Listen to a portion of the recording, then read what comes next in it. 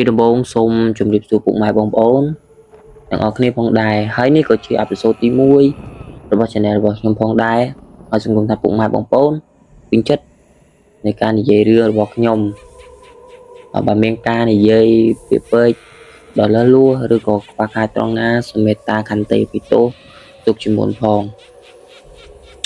តើឥឡូវយើងចូលមកសាច់រឿងយើងវិញក្នុងថ្ងៃនេះដែរខ្ញុំនឹងលើកយកសាច់រឿងមួយដែលតាក់ទងនឹងលោកពូម្នាក់គាត់បាននិយាយតមកប្រាប់ខ្ញុំដែរហើយត្រង់នេះដែរខ្ញុំសូមបញ្ជាក់បន្តិចកាលមុនគាត់រស់នៅស្រុកឆ្ងាយពីខ្ញុំហើយរឿងនេះក៏បានកើតឡើងកាលដែលគាត់នៅទីនោះផងដែរគាត់បានប្រាប់ខ្ញុំថាកាលមុនគាត់មានមិត្តភក្តិម្នាក់ដែលមានឈ្មោះថាធុនហើយខ្ញុំសូមហៅគាត់ថាលោកពូធុនចុះហើយពូម្នាក់ដែលបាននិយាយប្រាប់នឹងគាត់មានឈ្មោះថារស្មីប៉ុន្តែអ្នកភូមិភាគច្រើននៅខាងស្រុកខ្ញុំនឹងគាត់ហៅគាត់ឈ្មោះថាអាស័យអញ្ចឹងណាហើយតែខ្ញុំសូមហៅគាត់ពូស័យចុះគាត់បាននិយាយថាពួកគាត់ទាំងពីរនាក់តែងតែទៅណាមកណាជាមួយគ្នារហូតមិនថាទៅដើរលេងឬក៏ទៅរកត្រីឬក៏ទៅណាផ្សេងទេពួកគាត់តែងតែទៅជាមួយគ្នារហូតហើយមានរឿងអីក៏ពួកគាត់អាចលាក់គ្នាដែរតែមានថ្ងៃមួយពូធុនហ្នឹងគាត់ក៏បានបបួលពូស័យទៅរកសត្វព្រីទាំងដែលពួកគាត់ហ្នឹងទាំងពីរមិនដែរចូលព្រីសំបីម្ដង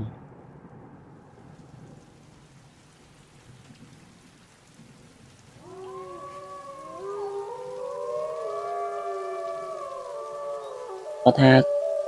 គាត់ធ្លាប់ចូលដែរប៉ុន្តែចូលទៅនៅតែពេលថ្ងៃដើរបាញ់សត្វនៅក្នុងព្រីតាមអត់ចូលទៅជ្រៅចឹងទៅតាមរយៈនៅក្បែរជើងភ្នំអីចឹងណាអញ្ចឹងដោយសារតែពូធុនហ្នឹងគាត់បានបបួលទៅដេកមួយយប់ឬក៏ពីរយប់អីដើម្បីចាំបាញ់ជួបព្រីចឹងណាពូស័យក៏បាននិយាយថាពេលនោះគាត់អត់បានទៅមួយពូធុនទេដោយសារគាត់នឹងមានទុរៈត្រូវមកស្រុកដែលថ្ងៃដែលគាត់រស់នៅជាមួយខ្ញុំនឹងព្រោះអីកាលនោះគាត់ត្រូវមកមើលម្ដាយដែលឈឺនៅស្រុកនឹងអញ្ចឹងណាចឹងហើយគាត់ក៏បានប្រាប់ទៅពូធុនថាអត់មកមើលម្ដាយឈឺហើយប្រាប់ថាចាំលើកក្រោយអញ្ចឹងចាំបានគាត់ចាំទៅមួយគ្នាអញ្ចឹងណាហើយព្រោះត្រូវទៅស្រុក3-4ថ្ងៃដែរអញ្ចឹងណាពេលនោះធុនក៏ងក់ក្បាលហើយក៏ត្រឡប់ទៅវិញទៅ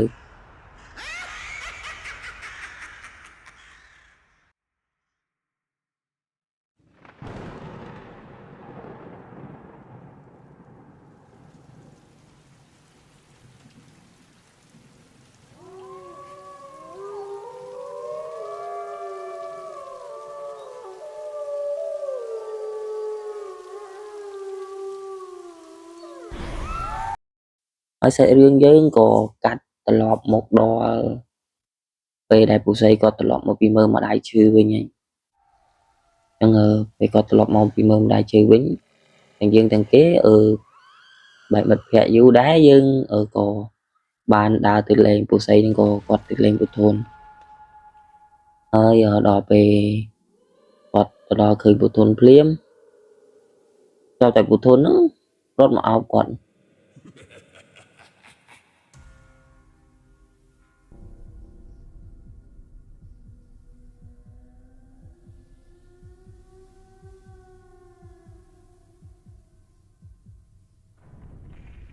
គឺថា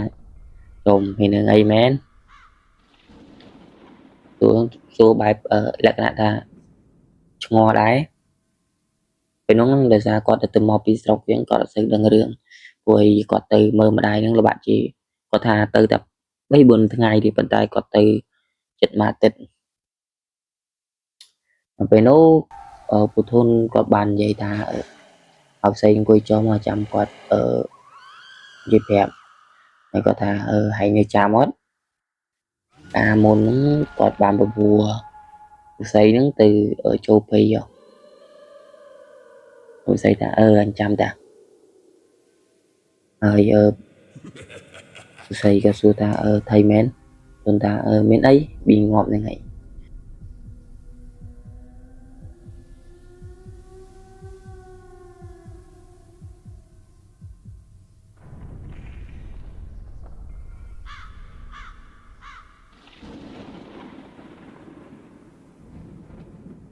ប្រហែលជាម៉ោង2ពីសៀថ្ងៃហ្នឹងហើយគាត់ធ្វើដំណើរទៅដល់ជួរនឹងព្រៃហ្នឹងរហូតដល់ដែរគោលដៅដែលគាត់ថាចង់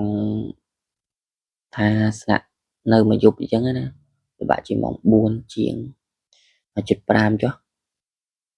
ព្រោះគាត់ថាកាលនោះព្រៃហ្នឹងវាឆ្ងាយដែរហើយនៅចេញពីក្រោយផ្ទះបន្តិចទៅវាព្រៃ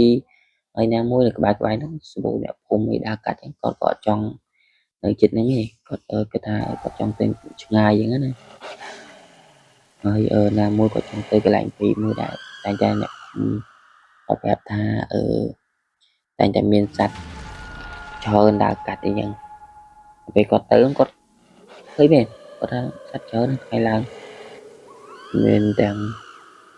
ប្រើសទាំងអីហ្នឹងនិយាយទៅច្រើនហ្មងមានទាំងស្វាមានទាំងទន្សាយគាត់កាត់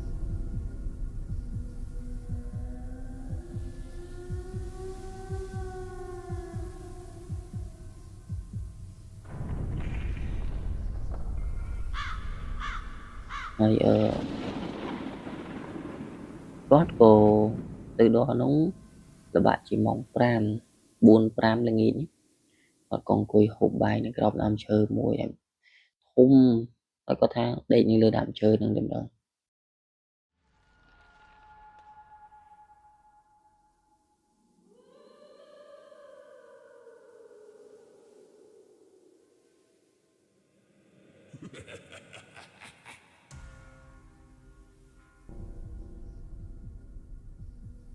នឹង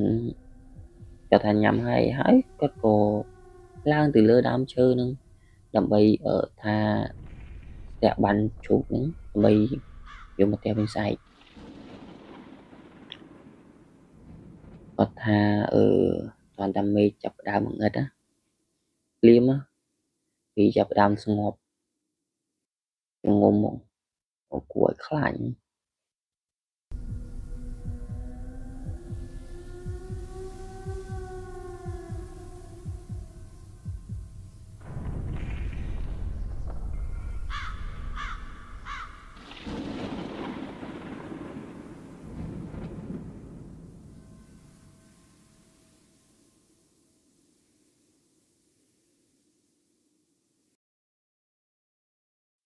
ទៅ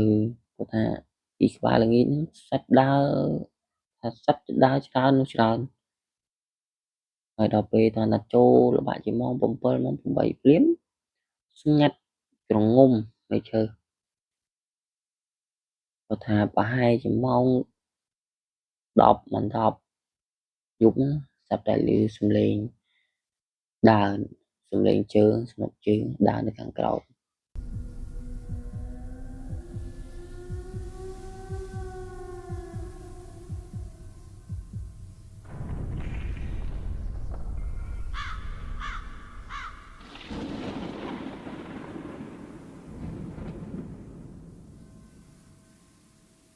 គាត់ថាគាត់ឃើញតាចាស់ម្នាក់តែដើរចេញពីព្រៃមកហើយដើរមកអត់មាននិយាយអីច្រើនទេតែនិយាយថាឯងហ៊ានណាឯងអត់ខ្លាចងាប់ទេអី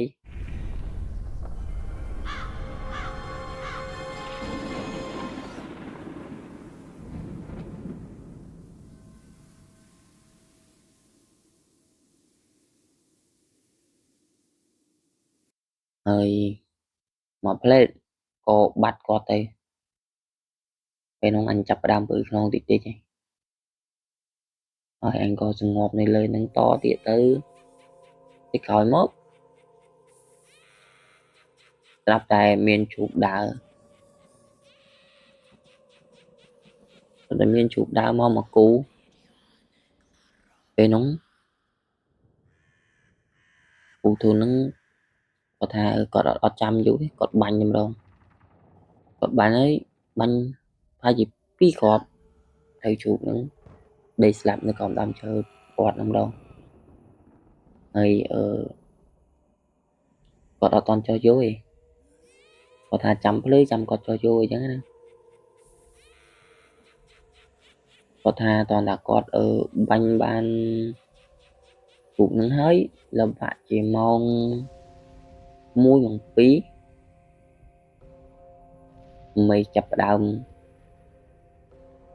ប្រែពីអាធ្លាប់ស្ងាត់ចងំទៅមានខ្យល់មានអីបក់បោកគាត់ថាគាត់ស្ទើរតែធ្លាក់ពីលើដើមឈើបោកគាត់ណា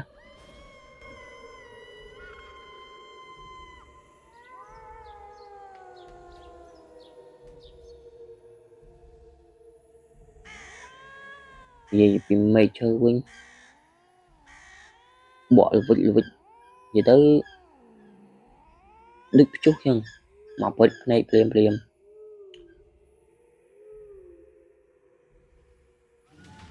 គាត់ថា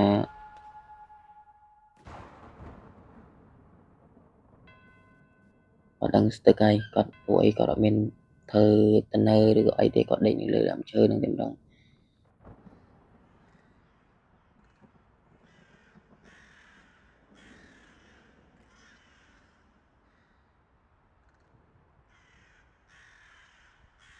មកទៅធូរហើយជាកន្លះម៉ោង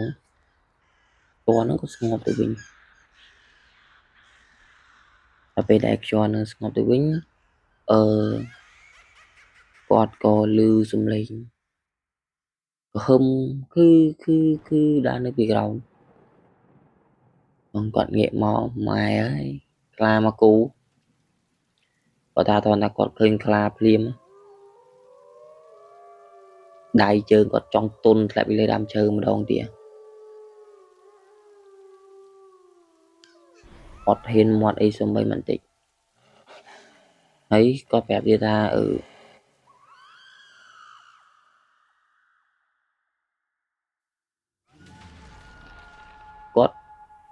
គាត់ឆ្ងល់ថាមិនបានវាអត់ស៊ីជ្រូកដែលគាត់បានបាញ់ងាប់ហ្នឹងទៅអញ្ចឹង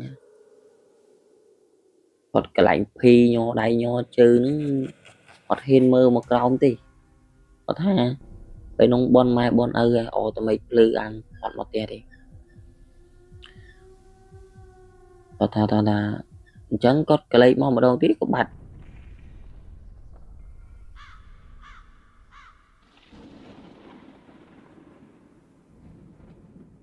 តែរឿងមួយដែលនឹកស្មានដល់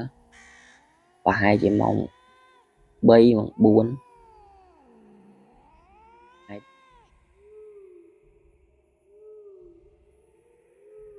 ពូធុនគាត់និយាយថាពេលនោះគាត់បែរជាឃើញបស្រីហ្នឹងដើរមករកគាត់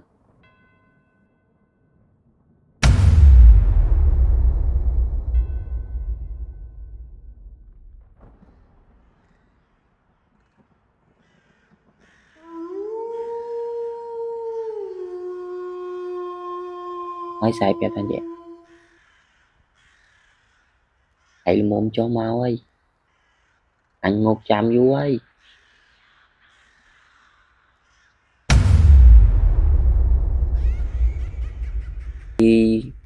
អូពូស្រីពូធុនគាត់ថាពេលនោះគាត់មានអារម្មណ៍មួយគាត់ថាគាត់នឹងគាត់ហ្មងពួកអីអារម្មណ៍គាត់ពុងខ្លាចស្រាប់គាត់អត់បានគិតអីផ្សេងទេគាត់ចុះមកគាត់ឃើញគាត់និយាយថាតើឃើញមិនស្អីគាត់និយាយភ្លាមគាត់រត់ចុះមកហ្មងគាត់ចុះមករត់ចុះគាត់សម្ហូតចុះពីលើដើមឈើណាគាត់សម្ហូតចុះពីលើដើមឈើនឹងចុះមកក្រោមដល់ពេលគាត់ពុងសម្ហូតមកគាត់នឹងចុះអាស័យវានៅនឹងទេចុះអាក្រោមនឹងណាគេហើយគាត់ថាបើអាស័យមិនវាដឹងថាអញមកក្នុងព្រៃហ្នឹងតើគាត់នឹកឃើញភ្លាមពឹបនៅសល់ប្រហែលជា1ម៉ែត្រទៀតទេគាត់ទៅចុះទៅដល់ដីហើយគាត់នឹកឃើញអញ្ចឹងគាត់ងាកមកម៉ែហើយ Bay chỉ khơi khla mà cu nữa ngợp qua mau tẹt cọt mà đầy nữa và thà về nó phơi nương đầy nữa ở mi man thơi chân gì từ thẹt cho mong này hơi có rồi về ba rô tao luôn thơm mất ở phật pi cái nhầm đầy khla nữa phơi này còn miền nương đầy còn miền ban ban khla thì có cứ lục bố trên bị đầy nữa ở thẹt đó oi vậy đấy còn là thơm mất lang mà luôn mong còn lang từ đó trong sơ hơi coi bọn mày bọn ấy cũng có thà xây của lại cho ông bà này thơm mất ở tờ rùa riêng mình chỉ biết mà quên dẫn có thà con nơi lời nông lậu bỏ là bạn chỉ mong bay mong bom buôn bật bằng con mà chơi ta con ở small cho mà vui nhé ở pe con cho mà vui nhé con sẽ ba vô tại cặp lơ này con chụp pi ba chỉ tiếp lư nâng phải chụp ra nâng đi ấy con con rụp ra vô mà một không bay tại chụp để con bắn ban nữa đã vô thì ai có tha chụp nữa nhé pha nó gọt gì đây họ đang thăm một lại này đây rồi đó là quạt họ một đo phụ mình có sự bọt mong chụp chụp trâu đấy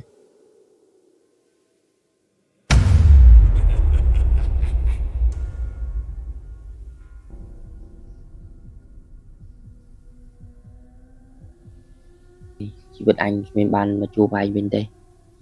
tôi xây toàn lư ấy tôi xây sỏi anh đang ấy ở trong anh tôi xây gì cho tôi thương gọi với anh đi đưa anh tía anh đi vui rồi sẽ gửi mà dớn có chuyện cho một đò đi bị chọp người bên này đây ជាចុងក្រោយខ្ញុំសូមអរគុណដល់ពុកម៉ែបងប្អូនដែរសម្រាប់ការស្ដាប់និងការយកចិត្តទុកដាក់តាំងពីដើមរហូតដល់ចប់ហើយក្នុងគោលបំណងនេះនិយាយរឿងនេះឡើងគ្រាន់ថាចង់បញ្ជាក់នេះបទពិសោធន៍ដែលពុកធួននឹងក៏បានដើរចូលក្នុងព្រីអញ្ចឹងហើយខ្ញុំក៏អរគុណដែរខ្ញុំសង្ឃឹមថាពុកម៉ែបងប្អូននឹងគ្រប់គ្រងនៅស្នាដៃរបស់ខ្ញុំហើយខ្ញុំនឹងព្យាយាមផលិតនៅអេពីសូតទី2បន្តទៀតហើយក៏ព្យាយាមកែតម្រូវឲ្យបានល្អច្រើនជាងនឹងហើយជាចុងក្រោយខ្ញុំសូមអរគុណដល់